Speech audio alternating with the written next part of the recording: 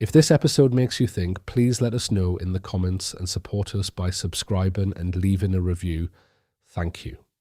Today we are exploring a really striking piece of reporting from NPR by Lee V. Gaines, published just this past June. The article, based on a poll, makes a pretty bold claim that most K-12 teachers are now saying AI's impact on education will actually eclipse that of the internet or even personal computers. Now just take a moment to let that sink in.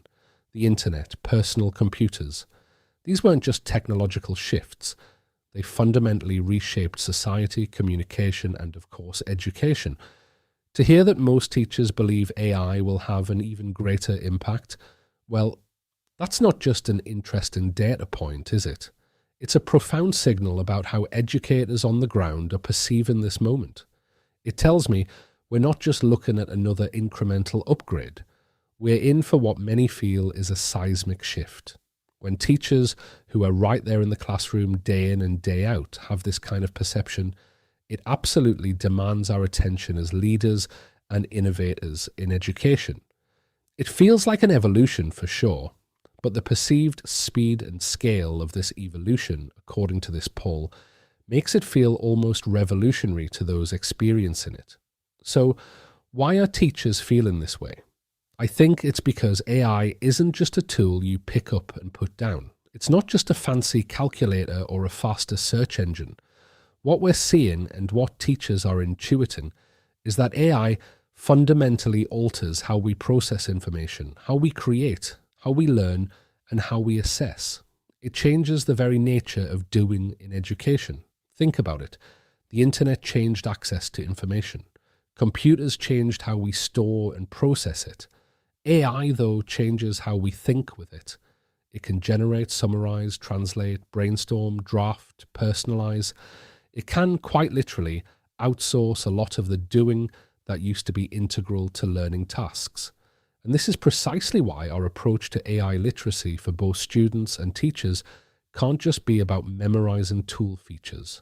It needs to be about developing collaborative reasoning ability.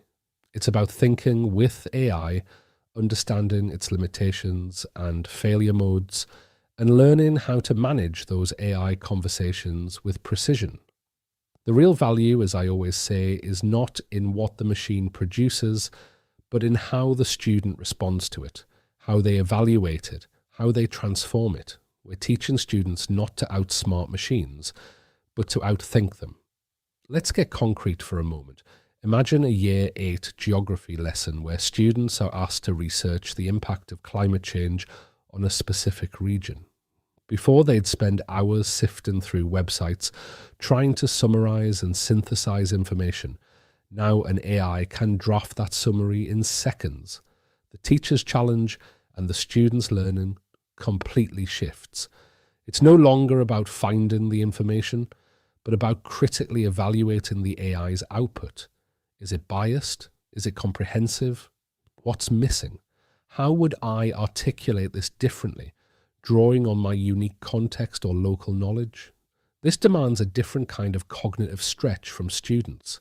It means designing learning that cannot be faked because it demands depth, care, and imagination, moving beyond just the final product and really valuing the process and the productive struggle. We might even ask students to include their AI interaction logs as part of their assessment, showing how they refined and challenged the machine's initial outputs. This poll result also has massive implications for school leaders and administrators. If teachers are perceiving a shift of this magnitude, we absolutely cannot afford to treat AI integration as a side project or a tech upgrade handled by just one person. This is about institutional transformation. Teachers often get labelled as resistant to change, but more often than not, they just need time and space. Give them that, and they become the best drivers of innovation.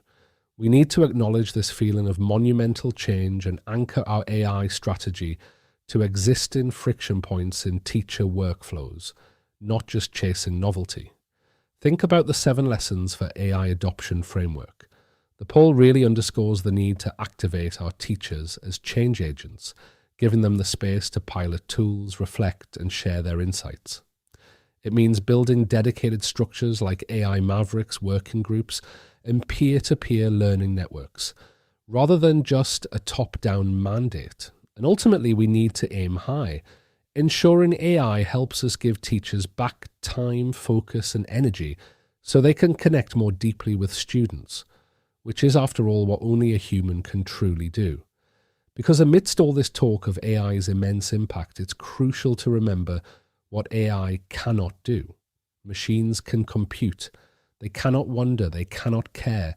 They cannot truly judge or build genuine relationships or imagine beyond the patterns they've been trained on, or embody wisdom, or grapple with ethics in the way a human does. Our job as educators and leaders is to preserve and protect these uniquely human domains. This isn't about replacement, it's about enhancement. AI is helping us hold the complexity, so we have more capacity for creativity, for connection, for the deeply human parts of education. And let's not forget the equity implications of such a big shift. If AI truly has this kind of impact, we have a profound opportunity to use it as an equalizer. We must ensure it bridges gaps rather than widening them. I'm thinking about how AI can provide tailored support for multilingual learners, offer dynamic differentiation for the often invisible middle 80% of students who need support, but might not demand attention or provide enrichment for advanced students without overstretching teacher capacity. Accessibility isn't an afterthought here, it's a foundational principle. So this poll from NPR isn't just telling us that AI is important. It's telling us that the people on the front lines of education feel it's more important than anything they've seen in their careers. That's a powerful message. It means we have to approach this not with panic, but with purpose. We need to start with why, not how. Why are we integrating AI? What educational purpose does it serve? How does it deepen learning, enhance human capability, and free up our capacity for creativity and connection? It's about being thoughtful, strategic, and most importantly, human-centered as we navigate this undeniably transformative landscape. That's all for today.